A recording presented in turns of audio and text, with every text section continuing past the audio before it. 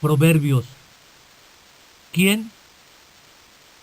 Contrariamente a los demás libros bíblicos, los proverbios no se nos presentan como la obra de un solo autor. El mismo libro nombra a tres: Salomón, capítulo 1, capítulo 10 y 25, Agur, capítulo 30, y Lemuel, capítulo 31, y menciona hombres sabios que compusieron otros proverbios, capítulo 22, versículo 17. Una nota editorial en el capítulo 25, versículo 1, nos muestra que la colección fue compuesta bastante tarde.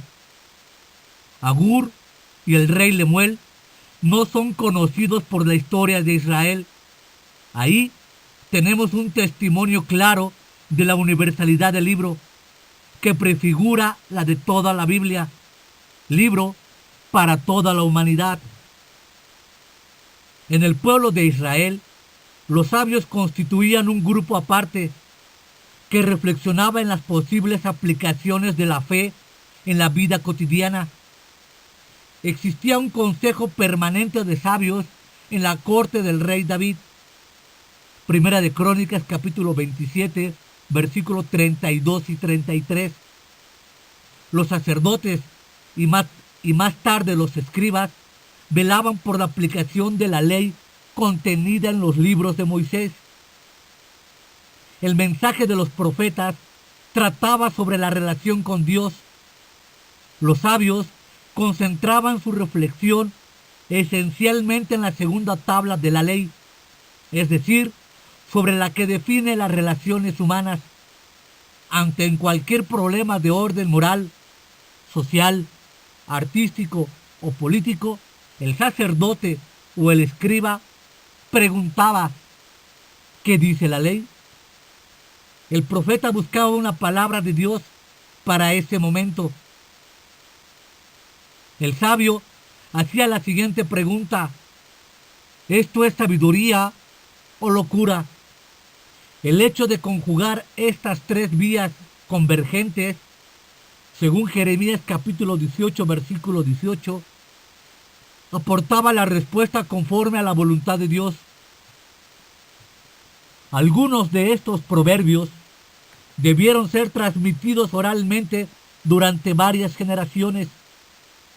Salomón, Agur, Lemuel y los hombres sabios anónimos los recopilaron, los recortaron, los redactaron y añadieron lo que sacaban en claro de sus propias observaciones. Pero muy probablemente Salomón jugó un papel muy importante, porque en Primera de Reyes capítulo 5 versículo 1 le atribuye 3000 proverbios.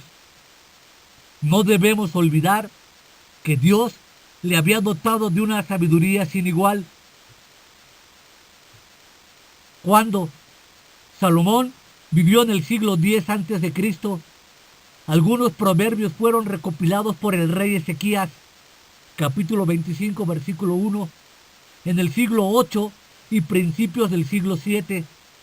Quizás algunos de ellos fueron añadidos durante o después del exilio. De cualquier forma, la colección completa ha debido existir a partir del siglo V, donde la búsqueda de la sabiduría era algo extendido en todo el mundo. La Biblia menciona a menudo los sabios de naciones vecinas, de Egipto, de Edom y de Arabia, de Babilonia y de Fenicia. Se daban intercambios entre los sabios de Israel y los países vecinos, según Primera de Reyes capítulo 5, versículos 10 y 14.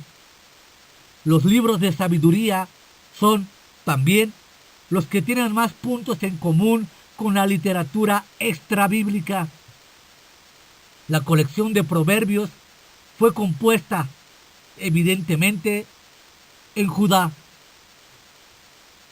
Que el libro de Proverbios es una colección de Bacal, es decir, de pensamientos y sentencias que reposan sobre experiencias de la vida.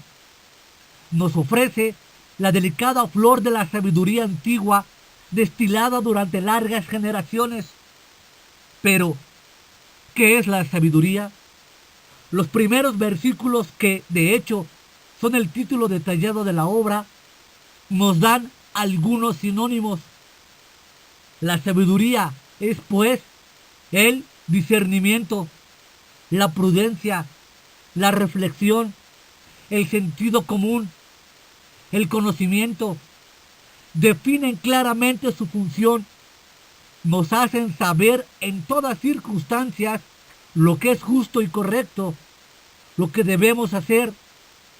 Nos ayuda a encontrar las directrices para una buena conducta y actuar con conocimiento de causa.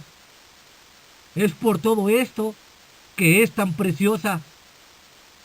La palabra hebrea, Jokmah, traduce la palabra sabiduría. Viene de la raíz verbal hamad, ser sólido. No nos habla tanto de la búsqueda de la verdad, sino más bien de los resultados firmes y fijos a los cuales hemos llegado en el ámbito del conocimiento religioso y moral. Estos resultados pueden ser incompletos aún, pero son seguros, ya que por una parte existe una sabiduría soberana externa al hombre y por encima del hombre, que supervisó la creación del mundo y que preside la historia de la humanidad. Por otra parte, el hombre tiene la facultad de percibir esta sabiduría perfecta. El espíritu del hombre es lámpara de Yahweh. Capítulo 20, versículo 27. La sabiduría no es la ciencia por la ciencia, sino el arte de aprovechar los conocimientos propios y saber aplicados en la vida cotidiana. Se trata, por tanto, de una sabiduría eminentemente práctica. Al igual que la luz del sol, esta sabiduría se divide en un prisma de diversos colores, es decir, en instrucción del verbo musar, por lo cual debe ser atribuida por medio de un esfuerzo perseverante, acompañado necesariamente de corrección del verbo hebreo tokahat, es decir, la persuasión verbal de la reprensión que apela a la conciencia y a la razón. Las dos cosas juntas constituyen la disciplina, que consiste ante todo en saber guardarse de las influencias perniciosas del exterior y de las malas tendencias que hay en nosotros mismos. Visto de manera positiva, la sabiduría es también inteligencia, comprensión, entendimiento del verbo bina, expresado en capítulo 1, versículo 26, es decir, aptitud para aprender la relación que hay entre las cosas, para distinguir el bien del mal, prudencia, discernimiento del verbo orma, es decir, agudeza, capacidad para desarticular las astucias de los demás, saber del verbo legat, conocimiento del verbo daat, de la verdad de Dios, reflexión, sentido común, es decir, perspicacia, capacidad de ver cómo son las cosas en realidad, de percibir su verdadera naturaleza e incluso destreza y habilidad para saber gobernarse uno mismo y comportarse debidamente en la vida. Esta simple enumeración nos muestra que la sabiduría engloba todas las funciones mentales y todos los aspectos de nuestra vida. La personificación de la sabiduría nos ayuda a comprender que es uno de los atributos de la persona divina, que está ligada a Dios desde la eternidad y que solo puede comprenderse si la relacionamos con Él. Es por ello que el temor de Yahvé, es decir, una actitud de respeto ante Él, es el comienzo, el principio y el motor de toda sabiduría. En la perspectiva del Nuevo Testamento, podemos ver ella un tipo del Hijo de Dios o del Espíritu Santo. Al incluir este libro en el canon de las Sagradas Escrituras, Dios ha marcado con el sello de su autoridad estos productos de la experiencia humana. De esta manera, tenemos en los proverbios no solamente un arte de vivir que ha sido probado a lo largo de numerosas generaciones, sino el arte de vivir según la voluntad de Dios. ¿Por qué? El autor habla como padre a su hijo. Quiere instruirle, es decir, comunicarle el fruto de la experiencia de las generaciones que le han precedido, pero a la vez quiere estimular su reflexión personal para que sea capaz de comprender el lenguaje de la razón, de discernir su camino en el laberinto que se presenta ante él y de penetrar en las enigmáticas conclusiones de los sabios.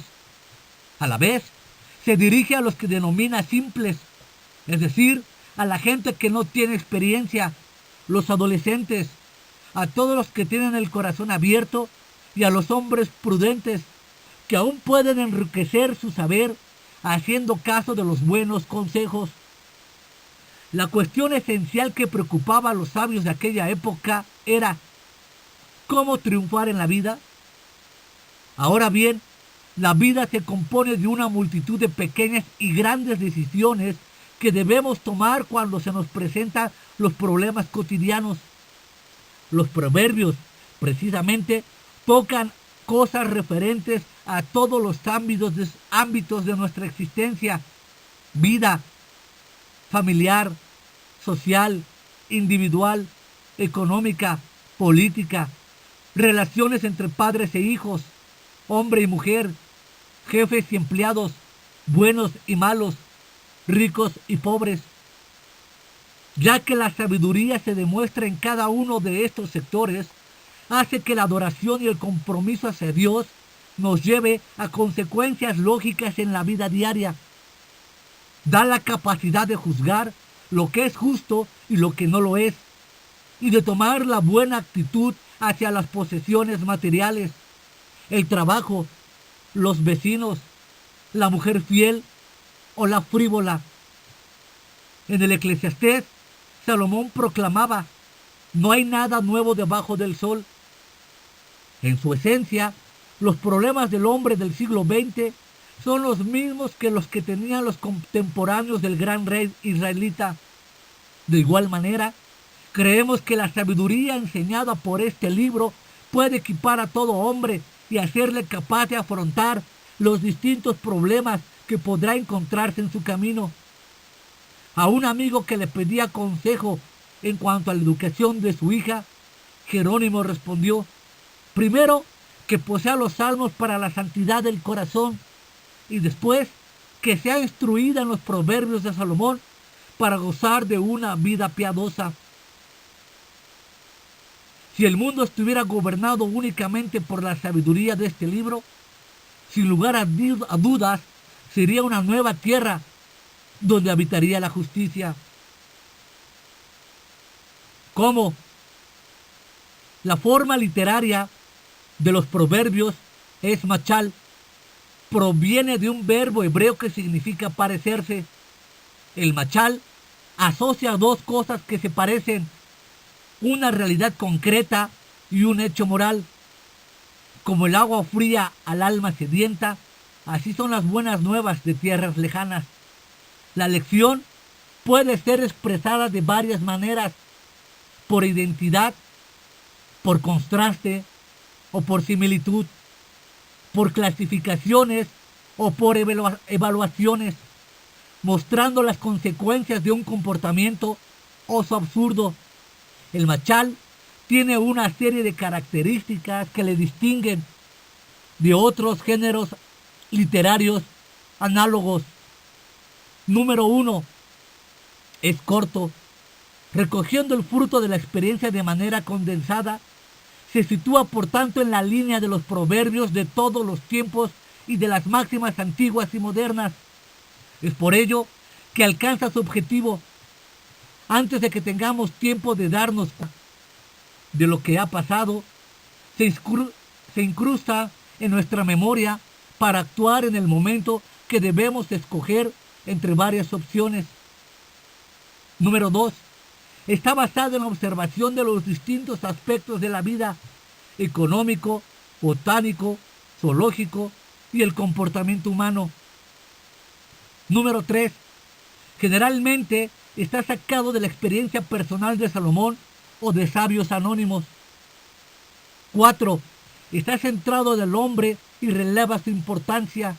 Es por esto que el libro de los Proverbios tiene un carácter universal muy distinto a la mayoría de los libros del Antiguo Testamento. 5.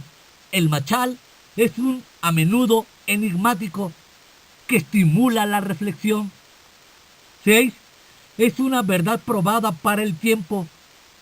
Muchas de estas observaciones han sido confirmadas por la experiencia de numerosas generaciones de sabios. En esto, los proverbios se distinguen de la mayor parte de nuestros sistemas filosóficos o pedagógicos, que no carecen de ingenio, pero que no resisten a la prueba de la experiencia y del tiempo. A estas características comunes de todos los machal del Oriente Medio y en parte a los proverbios de todos los países, el machal bíblico añade una ventaja esencial: es beneficiario de la inspiración divina, el principal artífice del libro de los Proverbios. Salomón también compuso salmos y pronunció la oración de edificación del templo que construyó para la gloria de Dios. La pluma es la del rey, pero las palabras son de Dios. La estructura poética más corriente del machal es el dístico, es decir, el proverbio de 2 líneas. El dístico tiene 4 variantes. Número 1, el paralelismo sinónimo, donde la segunda línea repite la misma verdad que la primera, pero con palabras distintas. Número 2, el paralelismo antitético. La segunda línea enuncia la verdad contraria a la de la primera línea. Número 3, el paralelismo sintético, donde la segunda línea prolonga el sentido de la primera, añadiendo una nueva idea. Número 4, la comparación. La ilustración de una idea, ya sea en la primaria o segunda línea. A veces, el proverbio está enunciado en 4 líneas, construidas sobre el principio del paralelismo sinónimo, sintético o comparativo. 6 líneas, en las que 2 primeras constituyen generalmente un prólogo, y 8 líneas o más que son dadas como odas proverbiales frecuentes. Los capítulos 1 y 9 constituyen una introducción a todo el libro. Después del título, una serie de 16 exhortaciones dirigidas al hijo de parte de su padre alaban la sabiduría y denuncian las distintas consecuencias a las cuales se expone aquel que menosprecia. El primer capítulo presenta los temas que se ampliarán en los capítulos siguientes: la importancia de la instrucción y de los avisos, apelación a la sabiduría y la ampliación de los capítulos 8 y 9. El capítulo 8 es la culminación del libro y uno de los capítulos más importantes del Antiguo Testamento, uno de los que más se acerca al Nuevo Testamento. Ha inspirado el prólogo del Evangelio de Juan y el pasaje cristológico de Colosenses capítulo 1, versículo 15. En varias ocasiones, Jesucristo es llamado a la sabiduría, como en Mateo capítulo 11, versículo 1, Primera de Corintios capítulo 1, versículo 24 y Colosenses capítulo 2, versículo 3. Estas constituyen una prueba de todo este poema. Tiene un carácter marcadamente profético y mesiánico. Después de este pródigo, los machal se siguen los unos a los otros sin ningún tipo de orden aparente. La mayor parte del libro está constituida por 2 colecciones de proverbios de Salomón y de Ezequías, entrecortados de 2 grupos de máximas tituladas Preceptos y Amonestaciones. Seguidamente encontramos la palabra de Agur y del rey Lemuel. El libro se termina con el elogio a la mujer virtuosa, un poema alfabético anónimo. Las repeticiones más o menos textuales de algunos proverbios son indicio indudable de la pluralidad de autores, atestiguada además por los títulos de las distintas partes que constituyen el libro.